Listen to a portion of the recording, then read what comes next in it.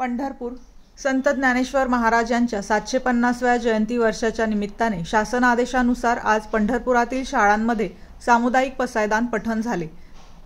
पंढरपूरच्या आदर्श बाल व प्राथमिक मंदिर येथे 1000 विद्यार्थ्यांनी एकसाथ सामुदायिक पसायदानाचे पठण केले।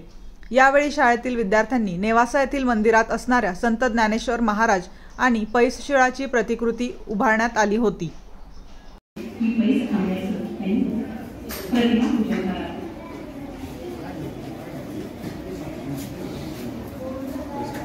ते तुम्हाला माहित पाहिजे पसायदानाची रचना कशी आहे आणि पसायदान म्हणताना त्या पसायदानात खूप मोठा अर्थ दडलेला आहे। आज सोनियाचा